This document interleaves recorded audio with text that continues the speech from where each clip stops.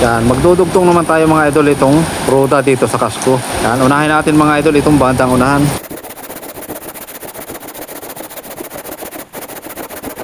Yan, ating sukat ng mga idol itong ating kakabit na roda. Ito mga idol ay Jimelina din, itong kahoy na roda nating kakabit. Yan, ito munang roda mga idol ang ating babawasan bago sunod natin babawasan yung kasko. Yan, sukatan muna natin mga idol.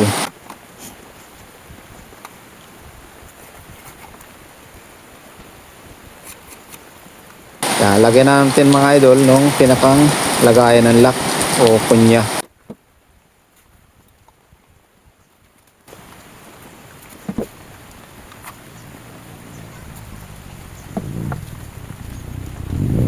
Yan, kailangan mga idol ay magkabila ay mayroon lapis.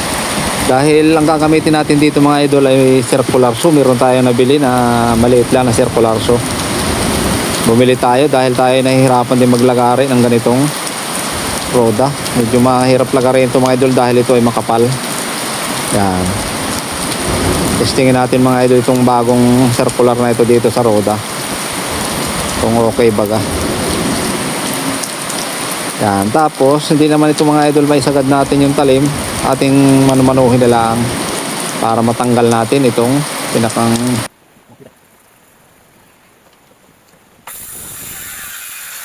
yan, tabasan na rin natin mga idol itong bandang baba.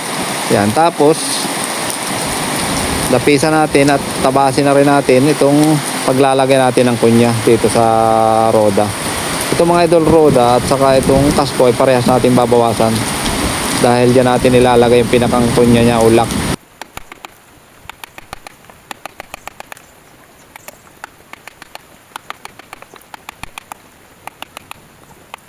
Yan, pait lang mga idol ang gagamitin natin dito sa tatanggal ng lagayan ng kunya.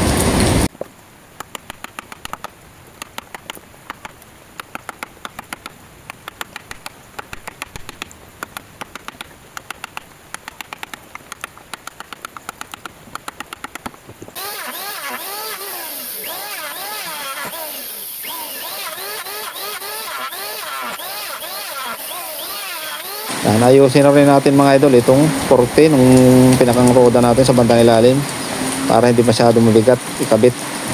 Yan, tapos itong kasko naman mga idol ang ating babawasan.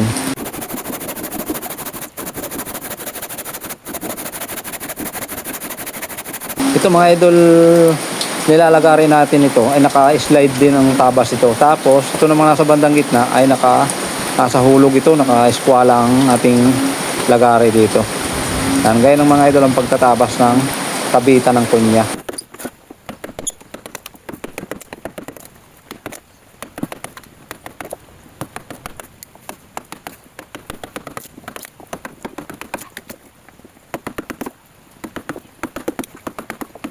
Yan, tapos bawasan din natin ng medya itong babaw para medyo bumaba ng kaunti yung roda.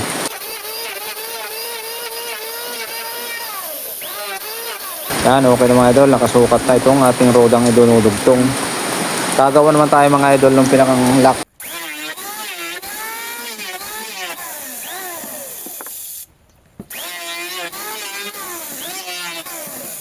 Yan, sukat muna natin mga idol dun sa paglalagyan.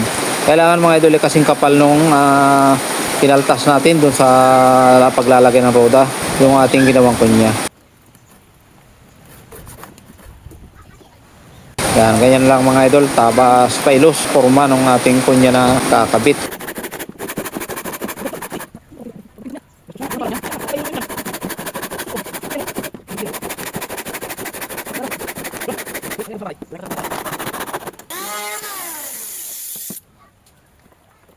Yan, natin sukat ulit mga idol kung okay na talaga itong pagkadugtong itong roda dito sa kasko. Yan, okay na. Atin tanggalin muna mga idol para may pattern natin doon sa roda na ikakabit natin doon sa bandang hulihan.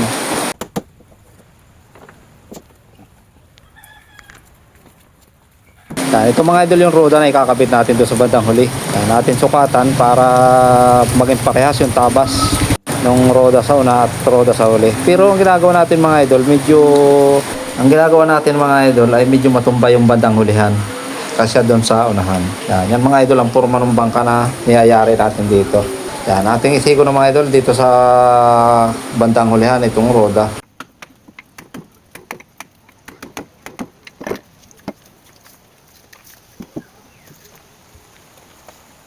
Okay na, natabasan natin mga idol itong roda. Dito naman tayo pagsukat sa kasko para natabasan na rin natin at malagay na natin yung lagayan ng lock.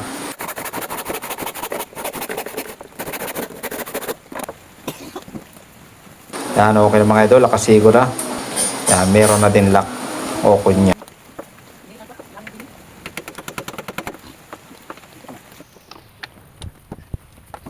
Atin tanggalin ng mga idol at ipoksihan na rin natin. Unahin natin ipoksihan mga idol itong bandang hulihan. Yun naman nasa bandang unahan, okay na, nakasigo na yun.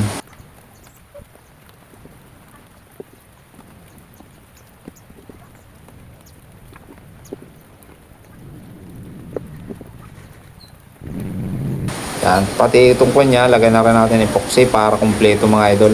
Epoxy. Kailangan talaga mga idol yan, pag pinalo natin yung pinakang kunya o lock ay umaawas siya para makasigurado tayong punong-puno ng epoxy. Yan, tulad mga idol niyang ganyan. Pag nahahapit mga idol ng kunya ay lalabasan yung mga epoxy punong-puno. Yan, tapos itong ibabaw mga idol nitong roda ay masilyahin na rin natin para hindi tayo mahirapan mga idol pag magmasilya nito pagka may parka na.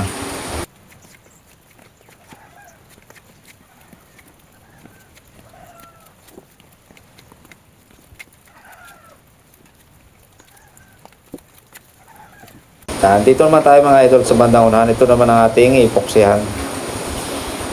Nakasigo na ito mga idol. Ito ang ating unang isiligo nung umpisa pa lamang.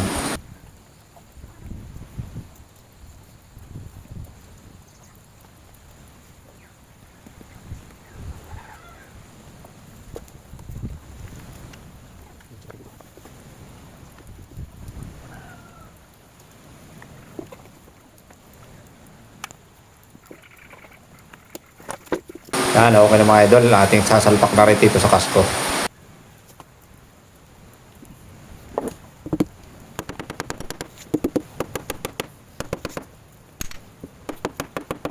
Yan, kailangan mga idol ay hapit na hapit itong kunya natin. Mapalo natin ang salubong itong dalawang kunya. Dahil itong mga idol ay walang pako.